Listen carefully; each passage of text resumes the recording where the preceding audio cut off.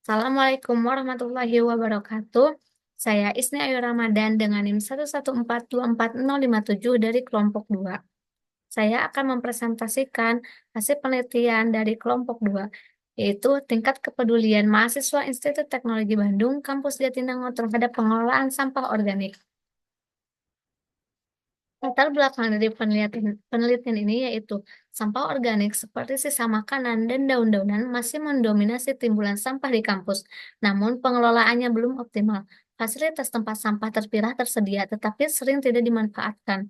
Mahasiswa sebagai agen perubahan memiliki peran penting dalam membentuk budaya peduli lingkungan menurut Anggriani dan kawan-kawan pada tahun 2024. Namun, kesadaran memilah sampah masih rendah menurut Wiku Rendra dan kawan-kawan pada tahun 2023. Salah satu contohnya dapat dilihat dari kondisi tempat sampah di asrama yang tidak dimanfaatkan sesuai fungsinya. Berikut contoh dari eh, tempat sampah di asrama.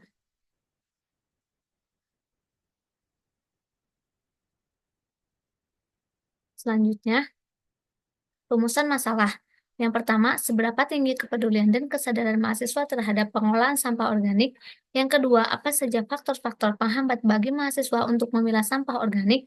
Yang ketiga, seberapa besar partisipasi dan minat mahasiswa dalam pengelolaan sampah yang berada di Institut Teknologi Bandung Kampus Jatinangor? Dan yang keempat, bagaimana solusi yang tepat untuk meningkatkan kepedulian dan memperbaiki perilaku mahasiswa terhadap pengolahan sampah organik yang benar? Kemudian tujuan dari penelitian ini yaitu yang pertama, mengukur tingkat kepedulian dan kesadaran mahasiswa Institut Teknologi Bandung Kampus Jatinangor terhadap pengelolaan sampah organik. Yang kedua, mengidentifikasi faktor-faktor hambatan yang menyebabkan mahasiswa tidak konsisten dalam memilah sampah. Yang ketiga, mengukur seberapa besar partisipasi dan minat mahasiswa dalam pengolahan sampah yang berada di Institut Teknologi Bandung Kampus Jatinangor. Dan yang keempat, ada merancang solusi yang efektif untuk meningkatkan partisipasi dan perilaku mahasiswa dalam pengelolaan sampah organik di lingkungan kampus. Selanjutnya, manfaat dari penelitian ini diharapkan dapat menjadi sumber referensi dan data awal untuk penelitian-penelitian selanjutnya mengenai perilaku pengelolaan sampah, faktor-faktor penghambatnya, dan beberapa solusi efektif untuk meningkatkan dan memperbaiki perilaku mahasiswa terhadap pengelolaan sampah organik di lingkungan ITB Kampus Jatinangor.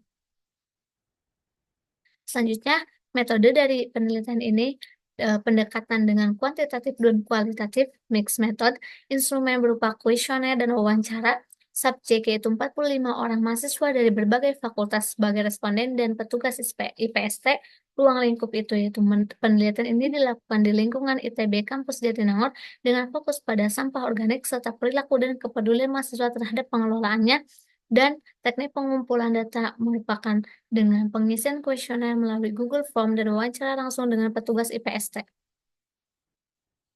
Penelitian terdahulu, agar penelitian ini lebih terfokus pada permasalahan yang dikaitkan dan dapat menghasilkan kebaruan, dilakukan studi terhadap penelitian-penelitian terdahulu yang relevan dengan tema penelitian yang diangkat. Berikut penelitian-penelitian terdahulu yang kami gunakan, yaitu yang pertama ada peningkatan kesadaran kebersihan dan kesehatan lingkungan hidup melalui gerakan disiplin pemilahan sampah organik dan anorganik dengan peneliti yaitu Santi Riana Dewi dan kawan-kawan. Yang kedua ada pemberdayaan masyarakat perkotaan dalam pengelolaan sampah organik dengan teknologi Black Soldier Fly berbasis komunitas dengan peneliti yaitu Yayu Ulfa Mariana dan kawan-kawan. Yang ketiga, peningkatan kesadaran dan keterampilan masyarakat dalam pengolahan sampah organik melalui pelatihan pembuatan pupuk kompos di Desa Sindang Laya dengan peneliti Aji Putih dan Maharaja dan kawan-kawan. Ya, yang keempat adalah pelatihan pengolahan sampah organik dengan metode ekoenzim dengan peneliti Leni Pranata. Yang kelima ada tingkat pengetahuan sikap dan praktik pengelolaan sampah berkelanjutan mahasiswa Fakultas Teknik Universitas Pancasila Jakarta Indonesia dengan peneliti yaitu Nuril Yulianti Hidayah, Ayu Herzanita, dan Dinorah Rimanto. Selanjutnya yang keenam ada penelitian dengan judul Implementasi Pendidikan Karakter Berbudaya Lingkungan melalui Pembuatan Pupuk Organik Cair Menggunakan Mikroorganisme Lokal oleh peneliti Rifat Ahmad Syahidin dan kawan-kawan. Yang ketujuh ada evaluasi pengelolaan sampah organik di kantin Fakultas Matematika dan Ilmu Pengetahuan Alam Universitas Negeri Semarang dengan peneliti Muhammad Azhar Bahtiar dan kawan-kawan. Yang kedelapan ada a review of municipal waste management with zero waste concept strategies potential and challenge in Indonesia oleh Eza Arya Wikurendra. Yang kesembilan ada Organic Waste Processing Center for Members of the Pusat Informasi dan Konseling Remaja Bukit Gado-Gado Padang S&E for Sustainability Environmental Education oleh Ria Anggriani, dan yang terakhir ada analisis komposisi sampah yang dihasilkan berdasarkan sifat dan karakternya di kampus Institut Teknologi Sumatera oleh Muhammad Hakim Saidoputra. Selanjutnya ada landasan teori. Sampah organik merupakan jenis sampah yang berasal dari sisa makhluk hidup seperti sisa makanan, sayuran, buah-buahan, dan daunan yang mudah terurai secara alami. Menurut KLHK 2020, pengelolaan sampah organik yang tepat mencakup pemilahan, pengumpulan, pengolahan menjadi kompos, dan pemanfaatannya kembali. Dan menurut Julinda dan kawan-kawan pada tahun 2024, kepedulian lingkungan dapat ditingkatkan melalui pendidikan, pengalaman langsung, dan contoh dari lingkungan sekitar.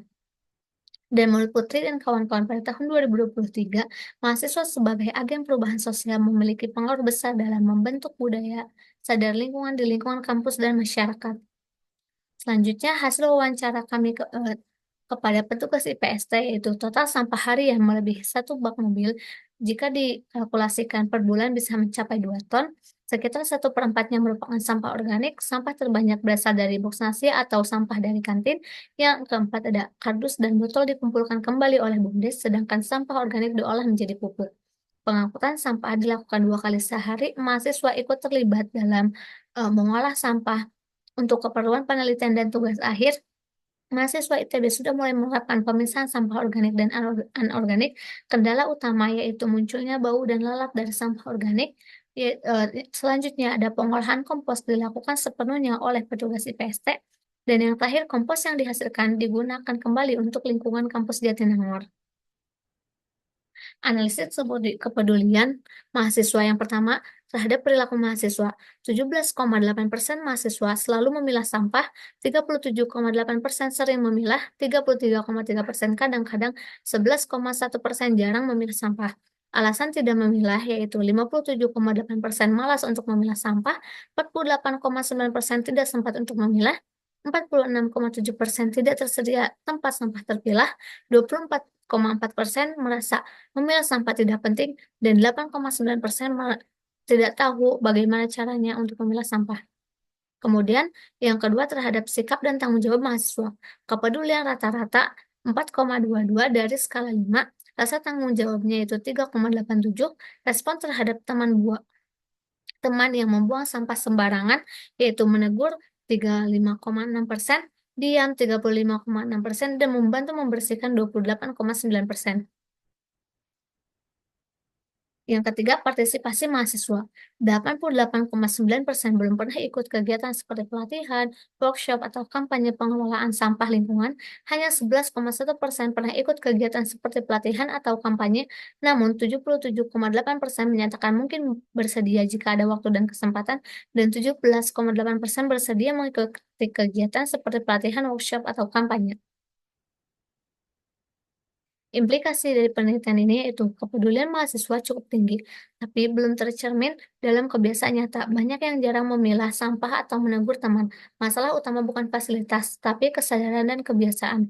Edukasi yang interaktif dan kontekstual dibutuhkan agar mahasiswa lebih terlibat. Dapat dilihat dari contoh berikut, yaitu tempat sampah yang berada di asrama. Terdapat fasilitas berupa tempat sampah terpilah, tetapi masih terjadi penumpukan sampah di luar tempat sampah dan hanya terjadi penumpukan di satu box tempat sampah saja. Kemudian solusi yang dapat diterapkan yaitu satu, optimalisasi sarana, label visual, kebersihan, fasilitas pendukung. Yang kedua, edukasi berkelanjutan, orientasi mahasiswa baru, dan kampanye digital. Yang ketiga, program interaktif, pelatihan kompos, kelompok kreatif, dan kolaborasi UKM. Dan yang terakhir yaitu budaya kampus, seluruh sivitas kampus harus peduli terhadap lingkungan. Kesimpulannya itu, kepedulian mahasiswa tergolong tinggi secara sikap. Hambatan utama yaitu malas, tidak terbiasa, dan kurang sosialisasi. Yang ketiga, partisipasi masih rendah dan belum berkelanjutan. Kemudian diperlukan solusi edukatif dan fasilitatif untuk perubahan nyata. Saran yang dapat diberikan yaitu perbaiki visual tempat sampah terpilah, masukkan edukasi lingkungan dalam OSTM, bentuk komunitas lingkungan dan kolaborasi lintas UKM, Libatkan dosen dan tenaga didik dalam memberi contoh langsung. Berikut daftar pustaka yang kami gunakan untuk penelitian ini. Sama-sama kita dapat menciptakan dunia yang lebih hijau, lebih bersih, dan lebih berkelanjutan.